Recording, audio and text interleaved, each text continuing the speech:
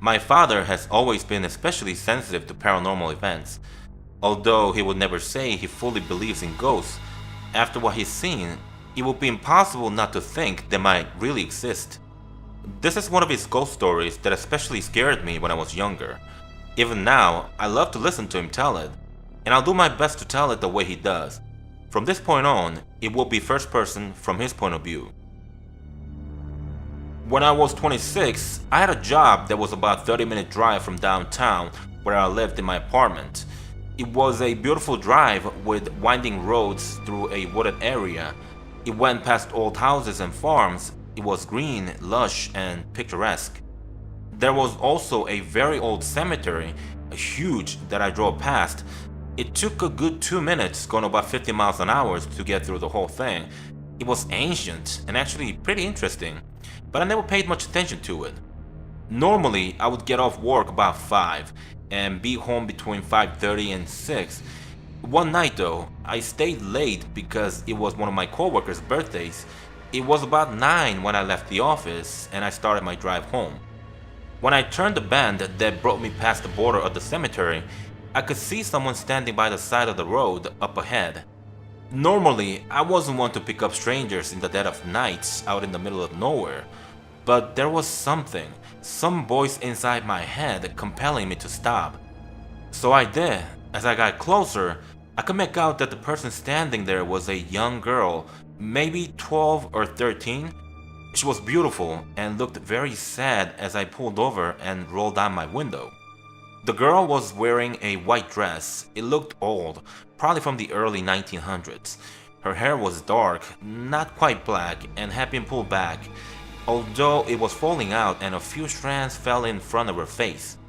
Her skin was pale and her eyes dark, overall giving her a very haunted look. I asked if I could help her, and what happened next is slightly fuzzy. I don't remember her crossing in front of the car or opening the door, but suddenly she was in the passenger side sitting next to me. I started driving, asking her questions. What was her name? What had happened to her? Did she need help? Where did she live? All the while, she looked out the window and said nothing. I kept asking her questions as I neared the other border of the cemetery and as I passed the final tombstone. I looked over to find myself alone in the car. I only told my parents about what had happened, and sometime later, they sent me an old magazine with the 10 most haunted spots in my state. That cemetery just happened to be number 3, with countless stories of the young vanishing hitchhiker. There was even a photo of the girl along with her birth and death date. She had killed herself tragically upon discovering she was pregnant after being raped. I don't really know what to think about it, but I never drove home that late again. Number 2. A room, completely isolated from the outside world, dark, with the stench of rotting human corpses, and screams echoing intensely, never to be heard or seen from the outside. I've never seen the inside of the room, yet it is mere feet from me, inside my own home. This room is essential to my profession, my business. Who are my customers?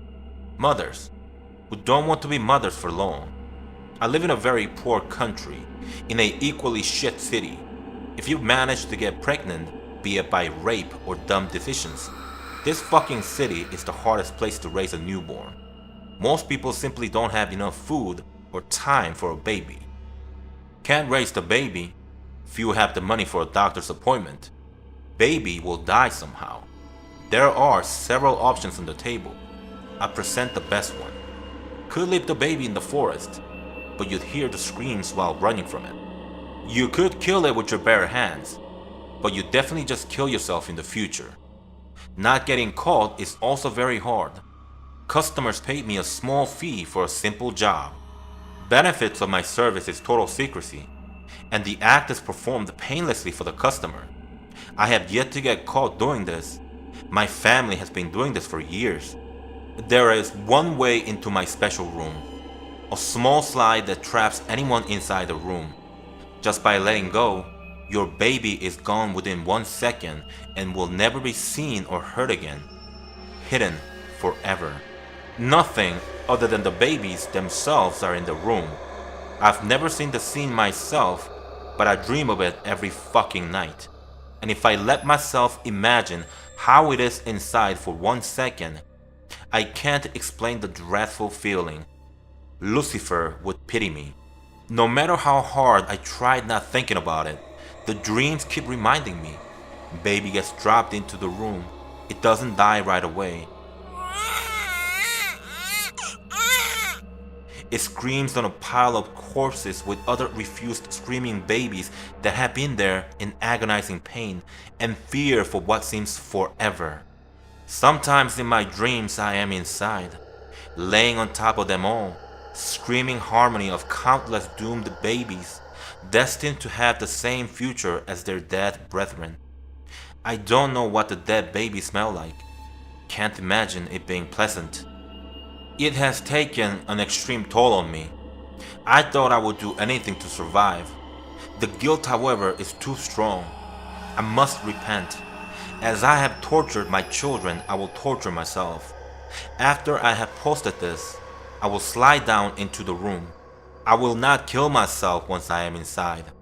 I will lay there and die as my children have. I will hold my kids close to me and comfort every single one and die with them, for that is what I deserve. I always wondered what happened to my dad when I turned 10. Right after he taught me the ropes, he just vanished. Told me I was one of the children destined to the room, but as his father did with him, he spared me. I do believe I know where my father is. I won't say happy birthday to my kid today. Number 3. Mom would always replace everything. When my goldfish died when I was 7, she immediately replaced it with a coal black kitten. Coal black, save for the white patch above his nose and the blue of his eyes. Shadow, I named him. Creative, I know. But can you blame me? I was 7. 5 years later, when little Shadow was hit by a car, she replaced him with a sweet little Australian Shepherd puppy. She was very light in coloring, with one blue-gray eye and one dark brown. I called her Tanani. I think by that age, I learned to put sounds together in a way that made them sound like an exotic name. 2 years later, when my dad left, she replaced him with an absolute brute of a man who barely spared my brother and I a second glance. He was normally too busy filling up my mom in front of us, or dragging her off to bed, or drinking. Big brother Chris and I had to cook and do everything around the house during that time. We started finding less and less money in the drawers, so instead of buying expensive dog food, I fed Tanani leftovers from our meals and snuck her the occasional sausages and pieces of ham. When our funds got too low and we lost our house, she replaced our home and almost all our belongings with a rundown little apartment that only had 4 rooms in total, 2 bedrooms, a bathroom, and everything else crammed into one little space. Chris and I shared the room. A year later, when my brother was finally old enough to escape and somehow find his way to Dad, she replaced him with a newborn son. He'd wake us up at all hours of the night, and that would cause Mom and her boyfriend to start arguing. It escalated to yelling. The baby would cry louder. 2 months later, Tinani ran away. Mom apologized to me with a large plate of meat to cook for dinner for the family. I barely ate anything. When the baby cried that night, I cried with him. Mom and her boyfriend argued. Something smacked against the thin wall that separated our rooms. The arguing stopped. The baby cried louder. So did Mom. When Mom's boyfriend started paying more attention to me as I cleaned, cooked, and cared for little baby Thomas, she replaced her usual blank expression with one that was full of fear. When she found me bloodied, shivering, and naked in the corner of my bedroom, she replaced my innocence with endless apologies, with endless tears, with endless words. I'm sorry, Tina. I love you. I'm so sorry. When my immediate rejection of further advances angered him, Mom replaced myself with her. Fists smacking against the skin, Heavy boots stomped thin knees into impossible angles. Arguing, Mom screaming, Thomas crying, her boyfriend Charlie yelling, me watching. After dialing for help as quietly as I could, I replaced the house phone with a kitchen knife. One stab, Charlie gurgled, Mom screamed, Thomas cried. 2 stab, Mom gurgled, Thomas cried. 3 stab, Thomas gurgled, silence. I replaced my fingerprints on the knife with a thick coating of blood from all 3 of them. I replaced the hand that was wrapped around the knife with Charlie's, letting it all fall into his curled palm. I replaced the life they had stolen from me with the life I had stolen from them. I replaced the emptiness in the corner with myself, thin limbs curling around an even thinner body. I listened as the silence was replaced by ringing sirens. I replaced my sorrowful expression with a smile. Number 4. There's a woman in the mirror in my bathroom. The mirror has always functioned as was intentioned, resting on the wall above my sink, reflecting the contents of the world around it. When I stood in front of it, I saw me. Nobody else, just me. Unless there was someone else in the room, then I saw them too. But recently, I went into the bathroom. I can't remember why I went in, probably to brush my teeth or get a glass of water, or something else people usually do in the bathroom. When I went in, there was a woman in my mirror that I had never seen before. She looked a lot like me. She had the same basic build and skin tone, similar face shape and bone structure. She had my haircut, had piercings in the same places as me, and even had the same annoying mole that I have on the underside of my chin. But I am quite certain that she was not me. Whenever I made a movement, she made it right back, in such close timing to me that it appeared to be simultaneous. I lifted a hand before her to touch the mirror, and she copied my movement. My brow furrowed in bewilderment and concern, and her features contorted to mock the expression in time, turning my face to and fro. She did the same, demonstrating our similarity in every perceivable fashion. Later, Oliver came in. I hadn't moved. I didn't want to leave the woman in my bathroom unsupervised. As he entered, Oliver appeared in the mirror, alongside the strange woman who looked like me. He seemed confused by my fascination with the woman, clearly unable to tell us apart. He must have assumed she was my reflection, and nothing more. But then he smiled and leaned over to kiss me. He leaned over to kiss the woman, and I panicked. Tearing my gaze from the woman, I shoved Oliver out of the bathroom with all of my might, slamming the door behind him and locking it so the woman couldn't get him. He pounded on the door, asked me what was the matter. I did not respond. I didn't want to hear her speak. I just kept staring at her, daring her to move, to do something stupid. I would not let her. Eventually, Oliver stopped yelling and pounding. He sounded close to tears.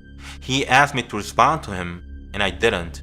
Beyond the thick wooden door, I heard him call an emergency service. I don't know which one, and he begged them to send help because I had locked myself in the bathroom and wasn't responding. No, I'd never done anything like this. Just threw him out the room and slammed the door. Didn't say a word. He thinks I might be unconscious. He doesn't know. God, he doesn't know. Just please send help. The woman in the mirror continued to stare wearily at me. She didn't blink often. I watched her shift from foot to foot in accordance with me, beginning to tire from standing and staring with no other movement or relief. My legs ached. My eyes ached. I think something deep inside me was aching as well. I saw my own grimace mocked in the expression of the woman in the mirror. I heard a voice on the other side of the door, one that wasn't Oliver's. It was a man, an older man. He sounded calm, comforting, but a little irritated. He spoke softly to me, asked me a few times if I was alright. I wasn't. I saw the woman shake in time with me, teeth chattering, legs shaking, knuckles white as the gripped edge of the sink. The man outside told me he was going to break the door down. I did not respond. Neither did the woman. Despite my warnings, The 4 loud crashes that it took to bring down the door made me flinch each time. Somehow, miraculously, the woman in the mirror managed to keep in perfect time with me. When the wood had been thoroughly splintered, Oliver ran past the other man to embrace me tightly. He slowly and carefully removed my fingers from the sink and walked me out of the bathroom. I didn't resist. I watched the woman in the mirror go with Oliver into the hallway, and just before she moved from the mirror and out of my sight, she looked me dead in the eye and smiled. Hello everyone, Mr. Creepymaster here. The past couple of days there were some real good creepypastas posted, so it was tough to select just a few to present them to you guys. I selected 4 short ones instead of 1 long one, but if you guys prefer the long stories better, just let me know in the comment section and I'll do the longer ones more often. Lastly, don't forget to like and share this video if you've enjoyed it, because they really help growing small channels like mine, and I will truly appreciate it. Thanks for watching. Stay safe.